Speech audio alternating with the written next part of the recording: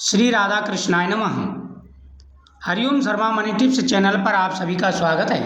आज मैं आपको राधा अष्टमी की कथा सुना रहा हूँ। भाद्रपद मास के शुक्ल पक्ष की अष्टमी तिथि को राधा अष्टमी का पर्व मनाया जाता है। जिस प्रकार से भाद्रपद मास के कृष्ण पक्ष की अष्टमी तिथि को कृष्ण जन्माष्टमी का उत्सव मनाया जाता है, उसी प्रकार से शुक्ल पक्ष की अष्टमी को राधा अष्टमी का पर्व मनाया जाता है। इस दिन राधा रानी जी का जन्म हुआ था। इस कथा का श्रवण करने से राधा रानी जी का आशीर्वाद प्राप्त होता है, सभी प्रकार की मनोकामनाएं पूरी हो जाती हैं। द्वापर युग में राक्षस बड़े भयंकर हुए। राक्षसों के अत्याचार से दुखित होकर के माता पृथ्वी ब्रह्मदेव के पास गई। ब्रह्मदेव उनको लेकर के विष्णु भगवान के पास गए। उसके बाद में भगवान विष्णु उनको लेकर के गोलोक धाम जाते हैं और भगवान विष्णु से अवतार लेने के लिए सभी देवता कहते हैं, तो भगवान विष्णु कहते हैं कि इस बार भगवान श्री कृष्ण का अवतार होने वाला है। सभी देवता भगवान कृष्ण से प्रार्थना करते हैं, तो भगवान कृष्ण लीला रचते हैं। भगवान कृष्ण वहाँ पर एक लीला रचते हैं और श्री दामा के द्वारा राधा रानी जी को श्राप दिलवाते हैं।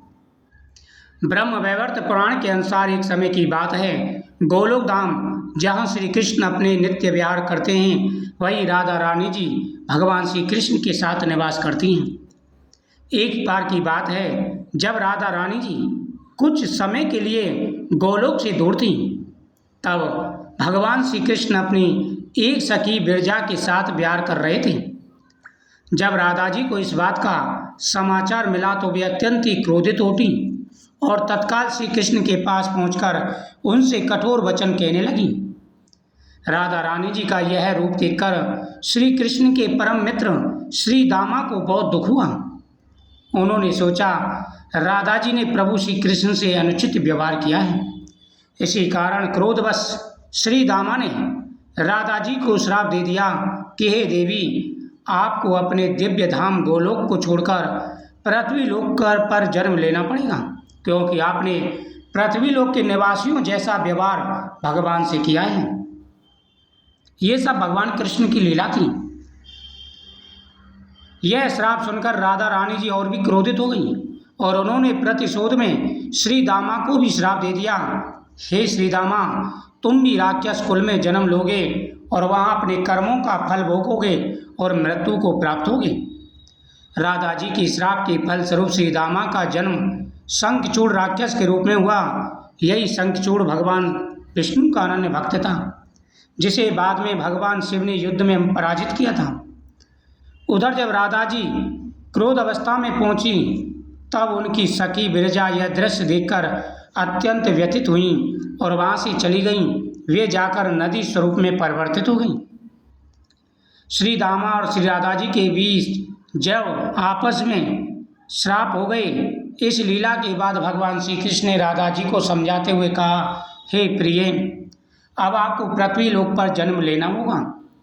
वहाँ आप वृषभान जी और उनकी पत्नी कीर्तिदा देवी की पुत्री के रूप में प्रकट होंगी। संसारिक दृष्टि से आपका विवाह रायण नामक वैश्य से होगा, जो मेरा ही अंश अवतार होगा।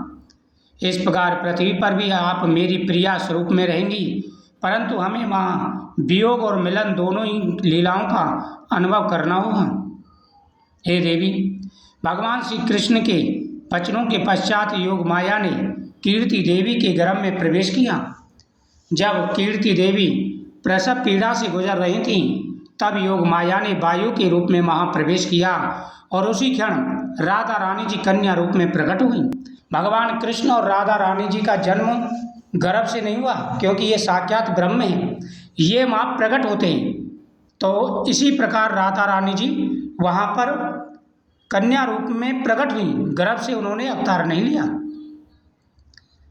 इस प्रकार देवी राधा का दिव्य अवतरण पृथ्वी पर हुआ और वे वृषभान जी की लाडली पुत्री के रूप में बरसाना धाम में पली बढ़ी। इस कथा का श्रवण करने से मनोकामना पूरी हो जाती है, घर में सुख समृद्धि आती है, धन बढ़ता है और जीवन के सारे कष्ट दूर हो जाते हैं। स्वयं राधा रानी जी आशीर्वाद देती हैं और हर प्रकार के कष्टों को हर लेती हैं। श्री राधा कृष्णाय नमः, श्री राधा कृष्णाय नमः, श्री राधा कृष्णाय नमः।